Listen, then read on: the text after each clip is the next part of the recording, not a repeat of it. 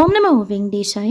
திருப்பதி பெருமாளோட உச்சமூர்த்தியான மலையப்ப சுவாமி தினமும் சாயந்தரம் சகசர தீப அலங்கார சேவை முடிஞ்சதுக்கப்புறம் மாட வீதி உள்ள வருவாங்க.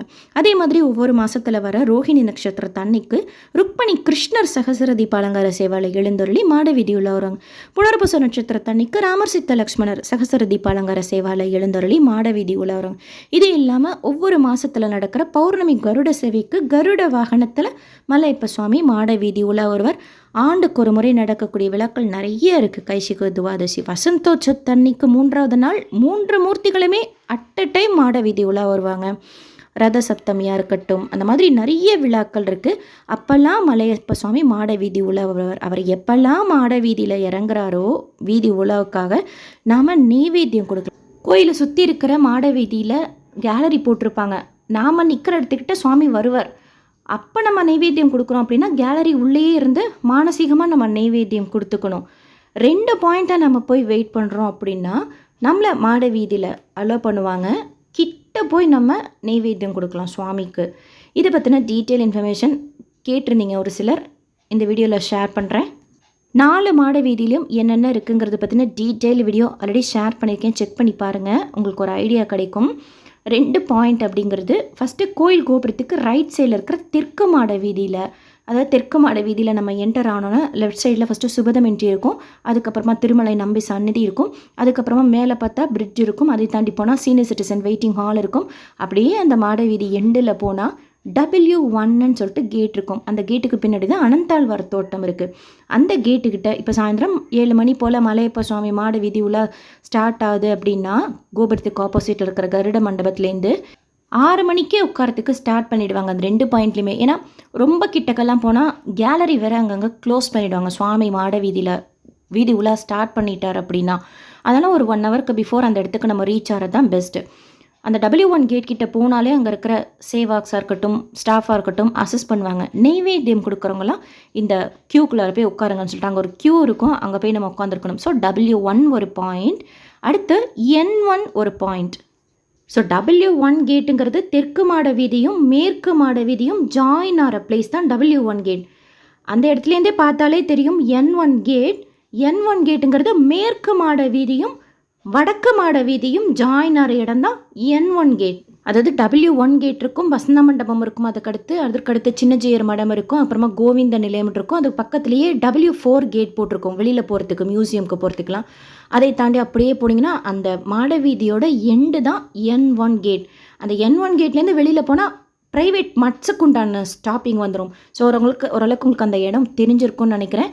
கோபுரத்துக்கிட்டேருந்து போகிறோம் அப்படின்னா இப்போ நான் இருக்கிற இடம் ஈஸ்ட் மாடா ஸ்ட்ரீட்டோட எண்டு. இப்போ ரைட் சைடில் லக்ஷ்மி ஹைக்ரீவர் கோயில் இருக்குது. இந்த ஆர்ச்சை தாண்டி போனால் தான் வடக்கு மாட வீதி வரும். நார்த் மாடா ஸ்ட்ரீட் இருக்கும், லெஃப்ட் சைடில் வராக சுவாமி இருப்பார். இந்த மாட வீதியோட எண்டு N1 கேட். ஸோ 2 இடத்துல நம்ம வெயிட் பண்ணோம் அப்படின்னா சுவாமி கிட்ட போய் நெய்வேத்தியம் கொடுத்துட்டு நம்மளை போக சொல்லுவாங்க. N1 gate, W1 gate. Dress code உண்டு. ஜென்ஸாக இருந்தால் ஷர்ட் டிஷர்ட்லாம் போட்டுக்கலாம், but veshti must, kurta pyjama போட்டுக்கலாம். லேடிஸாக இருந்தால் சுடிதார் போட்டுக்கலாம், துப்பட்டா மஸ்ட், சாரீ கட்டியிருக்கலாம். இதுக்குன்னு புக்கிங் கிடையாது, இல்லை நம்மக்கிட்ட ஏதாவது தரிசன டிக்கெட்லாம் இருக்கணுமாங்கிறதும் கிடையாது. அந்த 2 கேட் கிட்டே ஏதாச்சும் ஒரு இடத்துல நம்ம வெயிட் பண்ணாலே அலோவ் பண்ணுவாங்க. என்னெல்லாம் நம்ம நெய்வேத்தியமாக கொடுக்கலாம் அப்படின்னா ட்ரை ஃப்ரூட்ஸ் கொடுக்குறாங்க. காஞ்ச திராட்சை, பாதாம், முந்திரி, பேரிச்சம்பழம், இதெல்லாம் நீங்கள் தனித்தனியாகவும் கொடுக்கலாம், இல்லை கொஞ்சம் கொஞ்சமாகவும் கொடுக்கலாம், எல்லாமே கலந்தும் கொடுக்கலாம். தட்டு எப்படி கொடுக்கணும் அப்படின்னா ஒன்று ஸ்டெயின்லெஸ் சில்வர் தட்டு, இல்லைனா பித்தளை தட்டு, இல்லைனா வெள்ளி தட்டில் கொடுக்குறாங்க. பிளாஸ்டிக்னால் அலோவ் பண்ணுறது கிடையாது.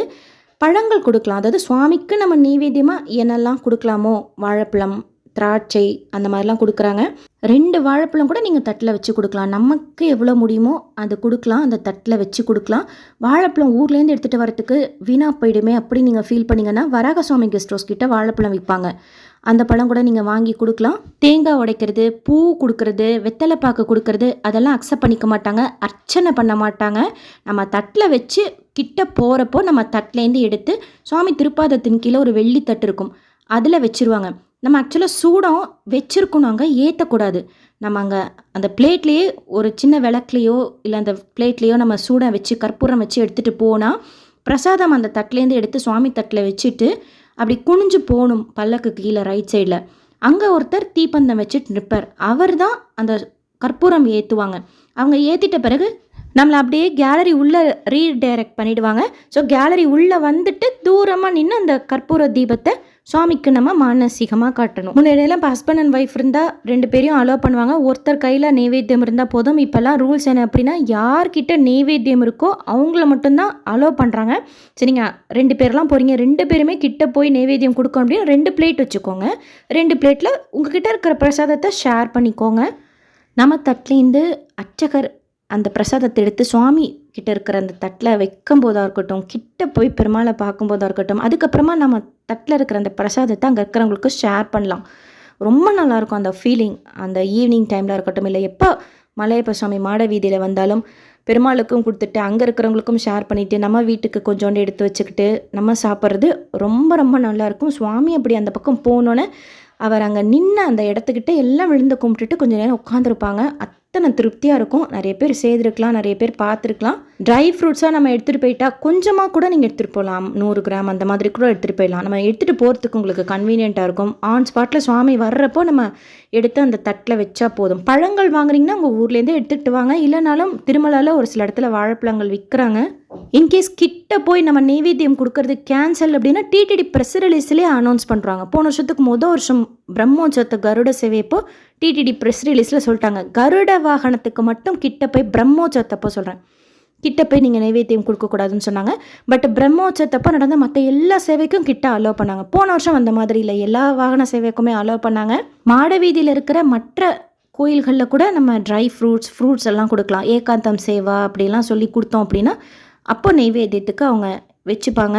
ஏன் சொல்கிறேன் அப்படின்னா, நாங்கள் எடுத்துகிட்டு போனோம், அதுக்குள்ளார சுவாமி எங்களை கிராஸ் பண்ணி போயிட்டாரு, இல்லை எங்களால் கேலரியில் போக முடியல, க்ளோஸ் பண்ணிட்டாங்க, அந்த மாதிரி ஏதாவது ஒரு சுச்சுவேஷன் இருக்குது அப்படின்னா மாட வீதியில் நீங்கள் மற்ற கோயில்களுக்கு கொடுக்கலாம். இந்த வீடியோ உங்களுக்கு இன்ஃபர்மேட்டிவாக இருக்கும்னு நினைக்கிறேன். நீங்கள் பிரசாதம் நெய்வேத்தியமாக கொடுத்துருந்தீங்கன்னா உங்களோட எக்ஸ்பீரியன்ஸ் ஷேர் பண்ணுங்கள். வேறு ஏதாவது டவுட் இருந்தாலும் கமெண்ட் செக்ஷனில் கேளுங்க.